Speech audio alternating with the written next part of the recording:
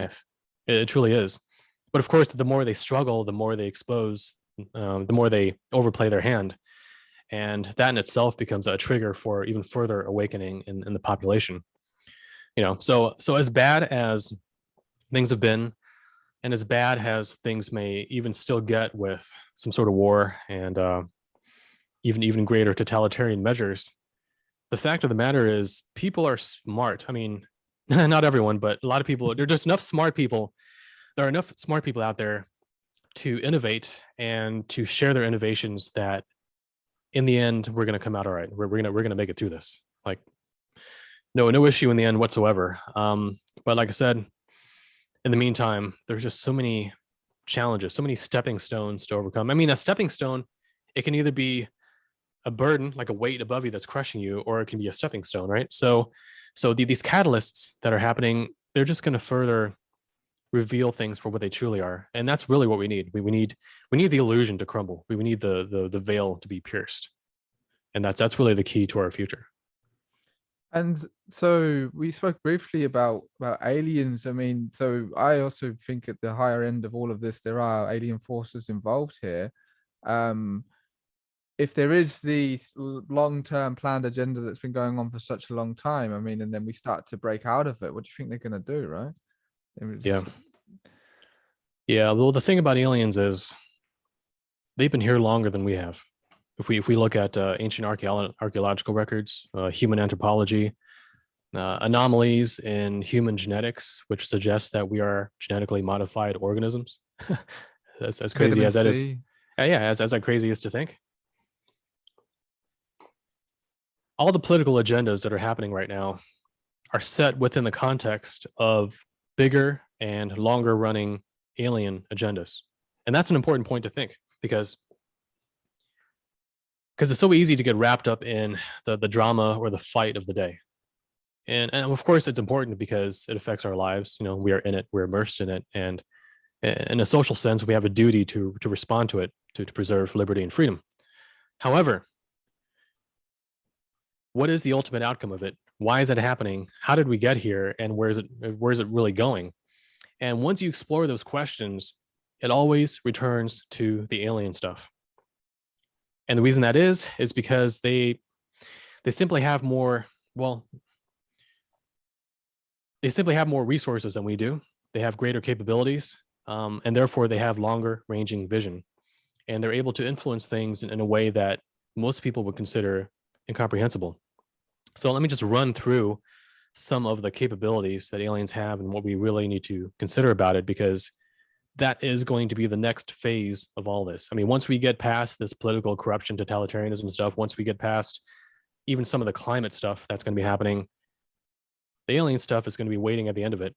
And if we don't handle that part right, then everything that came before it isn't really going to matter, because we'll be like the pool ball that goes into the pocket. We'll be done for, and we'll be off the table. All right. So one thing you'll notice is that in the news, as time goes on, there are just more and more stories about UFOs. It's becoming the whole UFO subject, or UAPs as they call them now, unidentified aerial phenomena. It means exactly the same thing. They just want to call it UAP to kind of get away from the stigma of UFOs, right? So when the military reports about this kind of stuff, they don't want to say UFO. They just call it, it's a UAP, but it's the same thing. But you'll notice a lot of the stuff in the news, it's accelerating. And at an official level, there's more and more recognition that something is going on and that it's not human. It's not Russia with advanced weapons. It's not China with their secret weapons. It's something non-human, something with greater capabilities than even our human militaries. And they act with impunity around our military vessels and nuclear bases and nuclear missile sites. And so a narrative is being set that there are extraterrestrial powers here on Earth, that they have more power than the military does, and that they are interested in our military activities, or at least in human affairs. And so why does that matter? Well, it matters because if there ever is, which we seem to be approaching, a World War III situation where we have either some level of nuclear weaponry use, a nuclear exchange, that would be an opportune time for these alien beings to show up and to maybe even disable some of these nuclear missiles, even in flight, to prevent World War III, to prevent mass death, and therefore position themselves as interventionists on a planet that's about to be ruined by human failure and human corruption. Okay, so it'd be an awesome opportunity for aliens to come in posing as our saviors, as posing as the messengers of peace. You know, the ones who say, okay, you human leaders, obviously you don't know what you're doing. You're about to destroy the planet. The planet's about to be destroyed anyway by climate change due to you guys. And so we're going to step in, we're going to take over, and we're going to show you the right way to move into the golden utopian future. Problem is, that's really a ruse, and it's part of the same ruse that caused the problem in the first place. See, a lot of these secret societies, a lot of these elites that are behind these agendas that are going on right now, they are, if you really look into what they believe and how they act, there's always an occult or alien dimension to it. I mean, they believe in these higher powers, higher than even themselves, and they believe in these higher agendas than even themselves. And so they are, I mean, if you think about the pyramid power structure, okay, the pyramid power structure, what we think is the top of the pyramid, you know, these secret societies, they're only at the middle level. And above it, at the real top, is you have these extraterrestrial and some would even say demonic powers at the top of it. And they're the ones who kind of dictate the agendas that are set forth by the human powers beneath it. And those human powers then, of course, control the outward facets of society, like our elected politicians and our corporations, big tech, things like that. But it all funnels upwards to an agenda that expands beyond Earth, beyond modern history, you know, beyond the current visible human power structure. And so when these things go down in the near future, aliens will be there to take advantage of it because they're the ones who kind of shaped the playing field to funnel in their direction. Okay, so imagine if the system were to crumble. Imagine if there were sort of a World War III, and imagine if chaos does reign to where there are food shortages, to where people are kind of desperate for food and medicine and guidance, and they're confused and things like that. If aliens show up at that time and present themselves as saviors, and they hand out food and medicine, kind of like the the miniseries scenario, but even worse than that, they could so get away with that if they wanted to. Especially with all the propaganda that's happening now, trying to pose these alien beings as kind of benign and curious and helpful and concerned about our military and concerned about our nuclear power. That whole thing feeds right into that. And so we have to be careful, because if it keeps going in that direction, there will come a time where they will come out into the open and they will pose as saviors, and they will try to take over, you know, the way things are run here.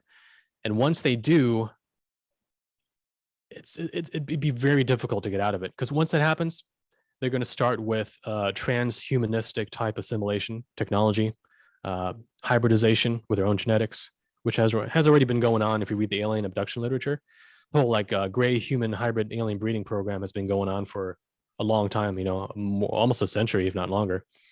And even in their own words, they've said that what they want to do is they want to have these hybrids, these gray alien human hybrids, come down, infiltrate, well, not infiltrate, but take over the top level positions of our society to act as intermediaries or liaisons between us and the non-human alien power structure. Okay, so they're going to be like the middlemen interfacing the two. And that's how human civilization would be converted over into an alien run colony, in a way, an overtly run alien colony. And funny enough, if you look at ancient history, what was going on during biblical times and even before then, the same thing was basically going on. Like Samaria was a prime example. In Samaria, you had these different cities, and each city had a central temple, which was presided over by a particular god. Now, we can look at it mythologically and say, oh yeah, that's just where they worship the different gods. But you could easily have a Stargate type scenario where you did have an actual alien being kind of presiding over each region. And of course, the human priests were just the interface between the peasants and the non-human alien element. And so I think that whole thing where aliens are walking openly amongst us and they're in the skies and they're fighting amongst each other, everything that you read about in the Bible, in ancient mythology, I think that sort of dynamic is what will be tried to be resurrected again during the mini ice age. I think they want to have some sort of a tribal situation where you got different groups of people around the earth, and each one is kind of presided over by their respective alien faction, and it's just not a way to live. It's just not a way. It's not a way to live. We shouldn't have that. The only good news about it really is that if aliens have free will, okay, if they have free will, it's possible that there are ones amongst them who don't go along with the agenda. And if they're smart and resourceful enough, they could be their own positive, benevolent faction who, as I mentioned, would subscribe to the idea that we are spiritual sentient beings who have potential that is worth investing in. And so if these imposters ever show up trying to be saviors, it's possible that you would have another faction coming in saying, hey, look at those guys, don't trust them, and here's why. And they might actually be the catalyst that gives a lot of the truth that we need to see through the deception and get ourselves onto a more positive trajectory in terms of the future. So that's sort of what to look forward to or to anticipate. The idea that everything is being funneled towards an alien outcome, but the aliens themselves hopefully have at least some factions that are more benevolent than the others who would help offset the otherwise hopeless situation. So that's sort of where it's going. Yeah, that would make sense that there are good and bad aliens. And also I like to think about how like there could be also positive secret societies, and maybe at the also at the upper end of that they could, like, there's sort of like this cold war happening between the aliens, and it's gone through the humans, and maybe on the upper end of the positive hierarchy they're also in contact with the higher positive beings. But it's a bit Yeah, cool, and yeah. you know, right, and even if there weren't any positive alien beings, we still have the divine forces themselves, angelic type beings, the whatever you want to call it. Okay, there's an actual positive spiritual force out there. You want to call it the Holy Spirit, you want to call it, well, whatever you do in your own religion, but God, the divine creator, lends help to those who request it and who are capable of helping themselves. Okay, it acts as a spiritual catalyst, and that in itself can get us through so much. And the proof of that is in our own lives, right? I mean, there's so many people that have gone through dark times, and there was an invisible positive hand that kind of helped them get through it, whether it's within or whether it's outside of themselves. And I think that will happen also on a collective level. And there was actually something you recently shared by a man who wrote an article in the 70s, I think it was, and was talking about basically high level reality creation. And if you're evolved enough, how you could use this to do what he was doing, like weather phenomena or stuff like that. But I wonder how you could use that. And if you obviously we've got God on our side, we could do like positive reality creation that could alter the timeline, stuff like that. I mean, it's pretty Yeah. high level, and then you guess if it would tie into how evolved you are, to how successful you are, how much power energy you put into it. But that's some pretty high level spiritual activism, if you like. Right. Yeah. So the best way to understand that would be earlier when I mentioned that reality can be viewed as a collective dream. Okay. You can view it as a collective dream. I mean, in your nightly dreams, it's just mostly your own subconscious creating the dream environment. Well, what if you were to share that dream with millions, if not billions of other people, and all your subconsciouses were kind of combined together, kind of parallel processing this same reality? And what if there were an even like other consciousness, which some would call a demiurge, that kind of coordinates it all together, kind of like a central server coordinating all the individual instances of an online multiplayer game? Okay. Well, if we live in a reality that isn't truly real, if either simulation or a collective dream, and if it takes our own consciousness as input and feeds back what it thinks is best for us or what kind of works for our evolution, and even if that process is corrupted, the fact is our consciousness has a vote in what happens here. So it's not just our actions, it's also our consciousness that affects what goes on here. And so you can view it from a quantum physics or timeline perspective, saying that, hey, if you alter your vibration, you can change the timeline, or you can view it from the more spiritual perspective, which is that we're in a collective dream and that our consciousness affects it. When you are in your own nightly dream, when you become lucid, you can control the dream environment. But what you'll notice is that when you control the dream environment, it's not instant. It's not as easy as it is to control your own imagination. Like right now, you can imagine an apple. You can imagine the apple flying up into the sky. Okay, you can imagine that, and it's very easy. But if you try to do that in a dream, you might try to throw the apple up in the sky, but it falls back down. And the reason that is because it's actually your subconscious that is controlling the dream environment. And you have to, your ego in the dream has to go through the subconscious in order to affect the dream environment, to make the dream change. And so a similar thing happens in waking life where, yeah, like right now, unless I had extreme telepathic or telekinetic powers, I can't make things levitate with my mind. Okay. But what I can do is I can influence probability. Anything that depends on probability, whether it's the weather, whether it's, some would even say certain world events that are very sensitive to tiny little factors, or things in my own life that I would need, for example, an opportunity, like a money opportunity or something like that. These things are influenceable by our own subconscious beliefs and our own subconscious projections. So someone who's just kind of mired in depression, negative thoughts, and defeatist attitudes, what they're constantly doing is they're constantly projecting that command into the collective consciousness, which then reflects back experiences that amplify those very things. And so that dynamic in itself means, for example, that if you are involved in an activist cause, there's really no need to allow terror, fear, depression, defeatism to be a part of that process, because those things not only do they undercut your actions, they also undercut the probability of what you end up experiencing in life. Okay. So it's very important to adjust your mindset, reprogram your subconscious, whatever you want to call it, to support the ideas of health, success, happiness, optimism, a positive outcome. Do whatever it takes.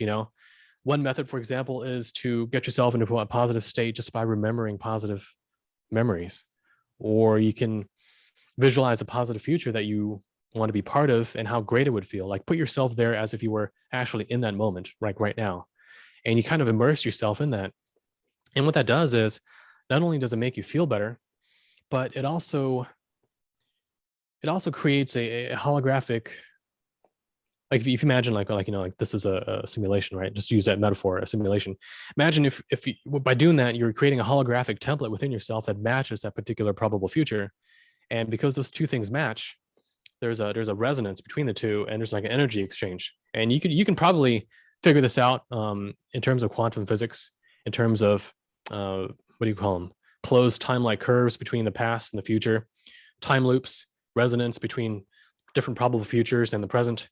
And so it's all complicated stuff, but I'm just saying there's an actual physics behind it. And you can draw experiences to yourself that you focus on.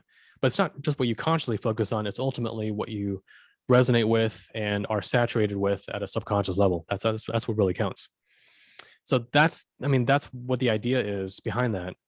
So, for example, if you want the vaccine mandates to end, unless you use a method of prayer, you can use a method of intention. And intention, I'm talking about manifestation, visualization, reality creation, that sort of a thing. By simply immersing yourself into the future where they are ending, like how would you feel if that were to happen? What would you hear from other people? What would you see? If you immerse yourself in that, especially in a very relaxed state of mind, like in an alpha state or even like a theta brainwave state when you're really relaxed, then what that does is it feeds that into your subconscious, and through your subconscious, it feeds it into the collective subconscious. Yeah. And then that then goes into reality and starts affecting things on a quantum level. Now, let me add to that, however, the idea of prayer. When you're doing prayer, you're doing something very, very similar. The difference is that you are directly addressing higher divine powers when you do that. And these higher divine powers, they are even more powerful than the collective subconscious. They're like outside of it. They're kind of like they're kind of like the programmers or the moderators of this crazy game that we're in. And when you pray, they recognize that you're kind of petitioning for this sort of change, and they'll read your soul energy, they'll read your future, they'll read your karma, your destiny. And if it's in alignment with that, then they can make things happen. So the divine like reaches down to those who reach up towards the divine. That's what it is. And that's something that's very closely related, but not entirely the same thing as the whole reality creation, manifesting, visualization stuff. And the reason why I bring that up is because the visualization stuff can really backfire if you're trying to manifest from the wrong place within you. You know, if you're manifesting from a place of fear or anger or reprisal, or a place of ego and desperation and illusion, if you manifest, if your intention comes from that place within you, and you use the power of reality creation to kind of bend probability to get revenge on your enemies, or something like that, I mean, that's black magic. That's the definition of black magic. And that comes with all sorts of negative consequences, because whatever you manifest is stained or tainted by that dark intention. You know, it's like you planted a dark seed, and now you're going to grow a dark plant with poison fruit. That's basically what it comes down to. Whereas if you were to do prayer, then it's these higher positive beings who decide whether, your intentions were pure or not, and whether to grant it or not. So it acts as a safety valve to prevent you from doing black magic. That's essentially what it is. But the flip side of that is what entities or what powers you are addressing. You know, if you're a Satanist and you're addressing Satan, I mean, that's another being, right? But that's the wrong way to do it, because guaranteed it's going to backfire eventually. So you got to make sure that you're addressing the highest, most positive spiritual principle that you can think of. And when you do that and you act with pure heart, then there's a sympathetic connection between the two. And that's what makes magic happen. I mean, that's when miracles truly happen. So that's something that people sometimes forget when they're involved in activism. Yeah. You know, it's physical, you know. Yeah. I mean, it's one thing to be on the street corner with a sign, or be in a crowd, and that has its place. I mean, that has its use. But I'm saying that besides physical action, we also have to remember spiritual or quantum action, which is attuning ourselves to the outcome that we ultimately would like to see, and making sure that the outcome that we want to see, that desire for that, comes from the best place within us, right? So we have to be higher in order to achieve higher. That's what it comes down to. Yeah, absolutely. And there was an important point that you touched on there. The idea of collective consciousness, and I've pondered this quite a lot. And obviously there must be like collective human consciousness, but then the idea of like each nation having some sort of collective reality creation or something like that. And Yep. like with the COVID restrictions, the COVID playbook that's been played out all over the world, for some reason some countries have had it way worse than others, and some came out of it quicker. And so what do you think about all of that? Right. So what actually happens in life, whether yourself personally or for us collectively, it's a combination of two things. It's a combination of causality / determinism, which means cause and effect. You take a physical action, it creates physical repercussions. So that's one component of it. And the other is what we attract synchronistically by virtue of our consciousness, our karma, our destiny, everything that's under the hood. Okay. So there's an interplay between causality and determinism, and synchronicity, and vibrational attraction, I guess you could say. So those two things combine, and that actually ends up affecting what happens. Now, when you're talking about collective events, about different countries having different things, well, I mean, different countries, they have different histories. And those histories are the causal deterministic factors that I just mentioned.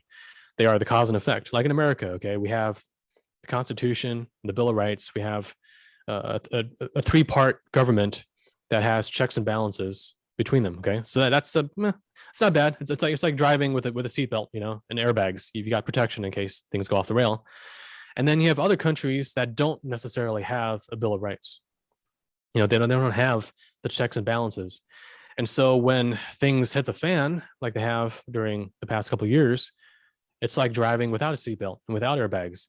As long as you're not crashing, everything's fine, right? It's like Australia, unfortunately. In Australia, everything was fine. Like, hey, we don't need guns. We don't need certain protections because we're civilized. Everything's peaceful. We're a progressive country. Nothing bad can ever happen here. But then, of course, here we are. The psychopaths and the sociopaths and the demons, they take advantage of that situation. And now the car has been crashing and everyone's flying through the window, ending up in a ditch. It's a pretty sad situation. But that's the causal deterministic thing. Different histories set up different futures. Different outcomes are biased by different pasts. Now, on top of that, yes, there is also the spiritual component too. which is that there are certain demographics of souls that want to be born into certain parts of the planet or certain countries or certain societies due to the conditions that are there. Like if you're a soul that wants to, how to say, forge yourself in the fires of totalitarianism, you're not going to be born in Iowa in America, okay, because there's no opportunity for that there. You're going to be born in communist China or North Korea, and your life is going to suck, and you're going to deal with a lot of Yeah. challenges. You know, you're going to deal with a lot of challenges, and you're going to get something out of it as much as hard as it's going to be. So places like communist China are going to attract a certain kind of demographic, a fuzzy general demographic of souls, versus people in America, versus people in Germany or France or USA, or some country in Africa. And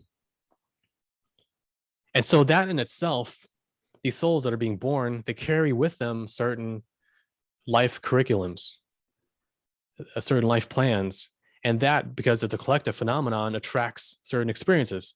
And so, yeah, I mean, the population does dictate through their subconscious projections and what sort of curriculum they come in with, what generally happens on a national, political, economic, military level. And ourselves as a planet also does the same thing in regards to upcoming climate cataclysms or alien agendas, things like that.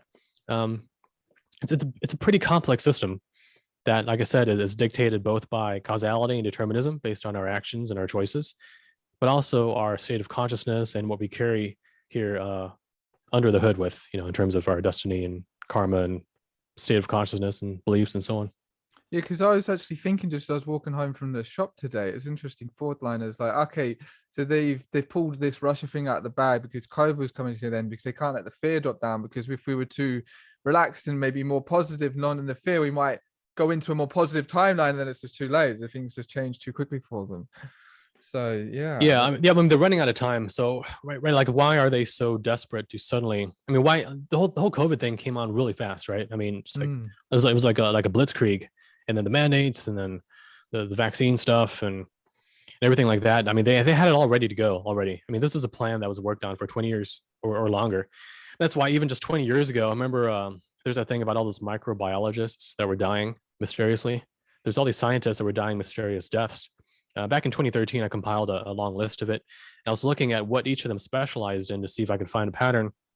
And some of it had to do with AIDS, like HIV, immune disorders, blood clots, RNA technologies, a lot of the stuff that we've been seeing now in terms of these vaccines and COVID itself.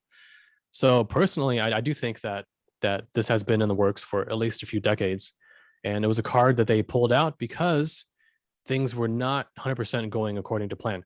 See, there's a lot of people that look at Trump and the whole MAGA movement as a conspiracy in itself, like it's all part of the same agenda. And it could be, but at the same time, these elites are acting very, very desperate. Like right now, they're trying to make up for lost time. It's almost as if in 2016, Clinton was supposed to have won, and because for whatever reason she did not, they're behind now by like 3-4 years. So that's why they had to ram everything through and get things through as fast. And then the question is, why is there a timeline? Like, why didn't they just do what they've been doing for the past 100 years and just take things very slowly? Just keep on infiltrating the school system, the media, and government, and convert our military into I don't want to go there, but weakening the military. Why didn't they just take another 50 or 100 years to do that? Because if they did, then I think their agenda would have been complete. But now they're just scrambling like crazy and really trying to ram things through. And I think it's because there's a timeline that they cannot control. It's not just our own awakening. I think it's also the climate stuff, the mini ice age, the solar grand minimum, alien stuff, the alien timeline. I think it's all tied together. It's all like wheels within wheels being synchronized. And so there's a certain things that have to be accomplished by certain times. And if they're not, then they're scrambling to do it. So I think that's the phase that we're in right now, where I think we're in their scrambling phase.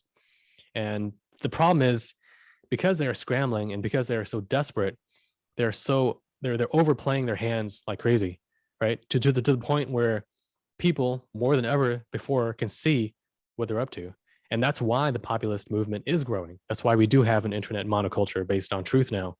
And that's why it is percolating into the political system in terms of getting actual, true, real candidates elected that are anti this whole globalist agenda. Yeah, so I think that's what's going on. If there is a negative agenda to even that, then the negative agenda would simply be to destroy society through internal strife, civil war, things like that. Like if we look at things like even David Icke and Alex Jones and these guys, Ron Paul, they were all very instrumental in growing, starting, initiating various types of fringe movements, different kinds of awakening movements. But what it can easily coalesce into is the election of people that are anti-agenda and a very angry and upset population that is awake to a lot of the corruption that's going on. But when you have all that, if at the same time you take the corrupt power structure and you just amp it up more and more and more, and you don't have it go away, well, then you just have a clash between the top and the bottom, and this clash is going to erupt into violence, into civil war. And then once you have that, then you have nations that fall. And then that's the end of national sovereignty, because then all you have is a bunch of balkanized areas of chaos. And then now we're back to the Middle Ages with feudalism, with different kingdoms, presided by different power structures, which nowadays would probably be like some sort of a corporate feudalism. You've got these corporations with mercenary armies, different areas, warlords, things like that. It's a very fragmented thing. And then at that point, all it takes is for these corrupt elites to kind of marshal their forces and kind of sweep through and unify everything into a new world order. So they're demolishing the old order, creating chaos, and then building a new order in their image. And in order to accomplish that, they have to destroy the old order. And one way that can be done is by creating civil war, division, strife, like we're kind of seeing now. Like, for example, in Canada, right? Because of the Emergency Measures Act, people started taking money out of the banks. And then, of course, Trudeau had to backpedal and say, oh, no, sorry, we didn't mean it. But if people followed through with that and did cause a bank run that kept on going and going and going, and the banking system collapsed, that's not good for Canadian national sovereignty, because it ruins trust in the banking system and the economy. Then investors flee, economy collapses. And then once you have that, then, if it eventually spirals into some sort of a civil war thing between provinces and the federal government there, you're basically taking down a sovereign nation. And then people like George Soros and all these blood investors can come in and buy everything up and remold everything in their image. So that's not good. So that's the one risk to really watch for with this revolution stuff. Because it's happened before, like in Libya, Egypt, Syria, all these places. Remember, it started with a liberty movement, the Arab Spring, for example. It's people, in the streets protesting for freedom and being against authoritarianism. And how did it end up, right? It ended up in civil war and the rise of death squads, militias, and foreign powers kind of coming in and the vultures kind of snapping everything up and trying to remold it in their image in a lot of these places. So that's how unsuccessful revolutions tend to go. And so we have to be mindful of that possibility when we fight for what we believe in. And that even if you win the first fight, it can still be deviated towards a negative outcome unless you do it right. And the only way to do it right is to study history and to study the books that have studied history about how to wage successful revolutions and why revolutions fail. So there's a lot involved to it. And I'm not saying that it's as simple as just, oh yeah, people versus the power structure. And once we take down the power structure, then everything's fine. No, because you have to build up something that's even better than the previous power structure. And that's where the real challenge comes in. Yeah, I thought about that as well. There was a movement here, the Great Reopening, and I thought if we'd have actually been completely successful, who would have been in charge? who takes the reins of a good old Boris? And yeah, I haven't met a good group that could solidly do that, especially what I've seen so far in the activist movement. We've still got a lot of things to figure out, and evolution and all of that. And the other issue is in order to have these successful movements, you have to work with other groups that you might not normally work with. You have to recruit, you have to coordinate, you have to work with other groups that, like I said, you wouldn't normally be allied with. Like maybe you overlap with them, just only partially, but not completely, like circle to circle. And you're unified as long as you share that common vision, which is to take down the existing evil rulers, right? But once those rulers are gone, Now everyone's like looking at each other like, hey, I remember our Hmm. disagreements. Like, I didn't agree with you about that. And that's where you get all the infighting. And that sort of happened in Ukraine. I mean, not now, but I mean, Ukraine has had such a tumultuous history. But yeah, I mean, they've had revolutions in the past. And sure enough, they took down Milosevic and others. But after that, for a while at least. And then there's a lot of infighting, and the infighting created weakness. And then the weakness led to an even greater negative power. I mean, the French, for example, during the French Revolution, they took down a lot of the elites at the time. And then eventually you had, I mean, what did that ultimately lead to? It led to the reign of terror. It wasn't the reign of happiness and peace and liberty. It was the reign of terror after the revolution. And then that eventually gave rise to Napoleon and all the wars that we've seen. So history tends to repeat itself. And so, when you do the stuff, you do have to have a vision for how you want to replace the current power structure. And so I mentioned that book, Cascades, earlier. The book, funny enough, is a textbook example of everything that you're seeing with MAGA and the Q movement. Like everything that MAGA and Q is straight out of that book.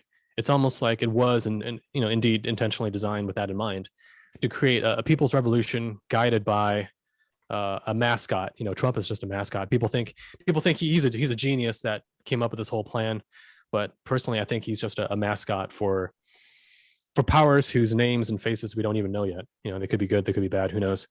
But the fact is, it's been a pretty powerful movement, and is creating a lot of political and social change. And one of those changes is to get people installed into local school boards, city councils, state governments, federal governments, Congress, Senate, whatever. And the reason they're doing that is because you have to have an alternative. You have to have a healthy system in place when you collapse the other system, right? So it wasn't just a blind movement like, hey, we're gonna take down the federal government, we're gonna take down these corrupt satanic pedophiles or whatever. No, you have to have a constructive thing that puts alternatives in place ready to take power when the old structure fails. And so a lot of stuff that was going on behind the scenes during the Trump administration, which a lot of people don't know about, a lot of stuff going on behind the scenes, was towards that. There were alternatives being put into place, both people and systems being put into place in the event or in the inevitability that the old system crumbles. So like I said, it's a textbook example of what you want to do if you want to change a system, and I've seen it happening with that. Okay, what are some of the systems being put in place that you've noticed? Well, I noticed, like, for example, like a lot of the checks and balances system. Like, for example, you want to have a system in place that protects against election fraud. So a lot of states are now adopting voter ID examples or voter ID initiatives. You want to have in place the ability to be able to carry a gun due to, when there's chaos, you don't want to be disarmed. So a lot of states have been adopting constitutional carry, which means you can carry a gun without a license, just as your constitutional right. That's an example. And there's some military stuff in place too, which I don't know too much about because, they keep it secret. But for example, Lieutenant General Michael Flynn, who was Trump's national security advisor before he got ousted, his brother is currently the commander of U.S. Army Pacific. So he's a commander of the Pacific Fleet of the Army, which would be involved in a war against China. And he himself has had some very revolutionary visions of how to train and arm and structure something like that. And he's in place now doing that, which we don't hear much about, but he's there doing that now for the inevitable confrontation between U.S. and China. Those are just some examples. I mean, you have a lot of local people, like local patriot moms, getting involved in school boards when previously they wouldn't get involved in that at all. Or people running for city council and getting installed in these positions, or all the pro freedom judges, federal judges that have been put into all the different circuit courts in America. These are all things that are there now to help prop things up when corrupt judges get exposed, when corrupt school board members get ousted, when lawsuits take down this or that. Those are just some examples. Okay, and do you think we'll see Trump back again as the president, or is that done now? Well, here's the interesting thing. Let me go off on an interesting tangent. Okay, this is something that no one out there has ever discussed before. If you look at Trump and his path and his role during all this, and the agenda behind MAGA and Q and all that, if you compare it to Shakespeare's play called Hamlet. If you compare it to Hamlet, it's an archetypal template match. See, in Hamlet, what happened in Hamlet? Hamlet, he was a prince in Denmark whose dad was killed by his corrupt uncle, who then married his mom. So it's like a total story of corruption and betrayal and conspiracy. And so Hamlet, what does he do? He plans his revenge on the corrupt uncle by pretending to be a fool, okay, a total idiot, an incoherent buffoon. Okay, he pretends to be a buffoon so that all his enemies would underestimate him and not really know what he was truly up to. And so Hamlet, he eventually, after a long series of different ploys by the corrupt people to try to take him down and expose him for that he was pretending, eventually, yeah, he does come back. And after about a year, he comes back from England, where he was banished. He comes back from exile, and he basically challenges the corrupt people to a duel, one of the guys. And, well, as the story goes, though, the duel involves a poisoned lance and poison in the wine designed by the corrupt people to try to kill him. And so he has a duel, and he gets stabbed. He dies, but everyone else dies. In fact, the entire court there dies. Everyone dies.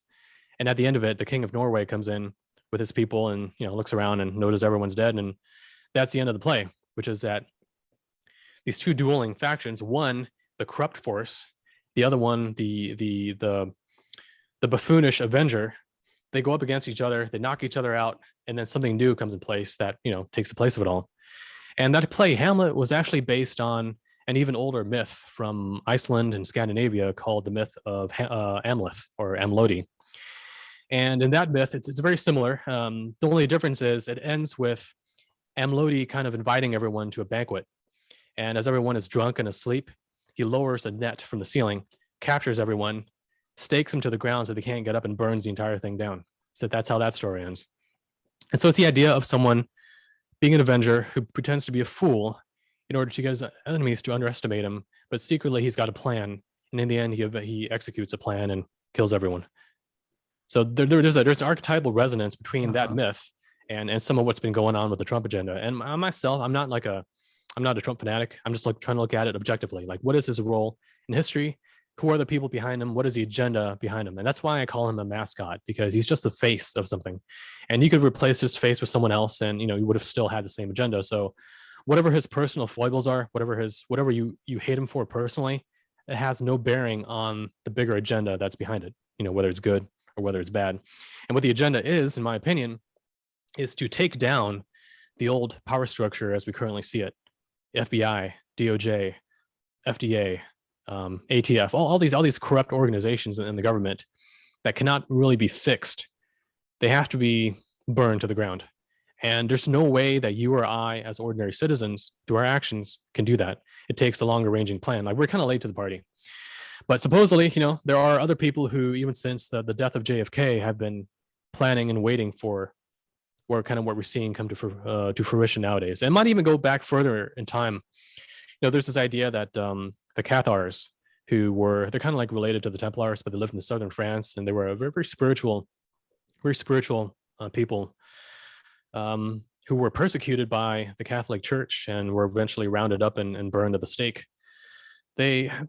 Some of them survived, and they initiated a long-ranging plan, several centuries in the making, to take down that whole entire corrupt power structure. And the prophecy was that it would take a certain amount of time. Was it like 600 years or even longer? But basically, right around now, either 2021 or 2022 is when that plan was supposed to have started to come into fruition. And maybe that's what's behind this great awakening that we're seeing now. Maybe there are positive secret societies that throughout history have sort of worked with each other to eventually stage a revolution or a coup on ignorance, on corruption, on evil. And maybe that's leading to what's happening now. But I'm not saying that's 100%. But if that is what's happening, I think that too is part of a bigger alien agenda, in that if there had been any sort of positive alien factions out there, they would have had the long-term view or sight to foresee what's happening now, and therefore plan for a lot of what's coming. And another example of that would be the founding of America. A lot of the founding fathers, when they were drafting the Constitution and when they were discussing it all, they got a visit from a mysterious stranger. And some people were trying to say it's the Count Saint Germain. Who knows? Some trying to say it was some Illuminati person or Adam Weishaupt or something like that, but who knows? But they got a visit from a mysterious stranger who essentially told them, gave them guidance on what needed to happen and how it needed to be structured. And because they structured the American government and system the way they did, here we are nowadays where in America, we do have the Second Amendment, we do have the First Amendment, we do have checks and balances, and we do have some sort of fighting chance against this totalitarian globalist regime, which is coming into power now. What if what's happening now was already foreseen 250 years ago or longer? And what if there's been a sort of a Cold War that entire time, which is only now starting to break into an open hot war? And what if it's all related to alien agendas competing against each other that go back even further in history? That's a kind of big picture view that I encourage people to think about, because it's things that are not obvious if you're only looking at the news. If you're only looking at what's right in front of your face, then you're not seeing the bigger historical context or anything. I mean, the broader you expand your research, if you only stick to politics, if you only stick to your particular religion, I mean, you're only going to see like this much of the picture.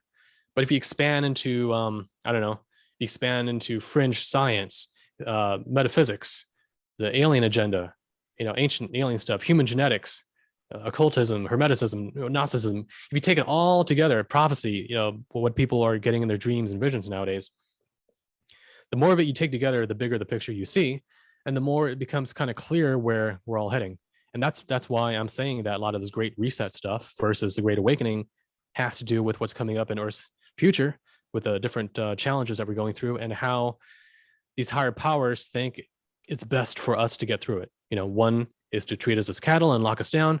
The other is to treat us as human, spiritual, sentient beings and empower us with truth and awareness.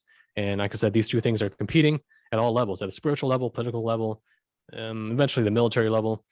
And we're kind of caught up in the middle of it. And actually, we're kind of the foot soldiers in that whole thing as well, in our own individual ways. Yeah, we have our part to play. Absolutely.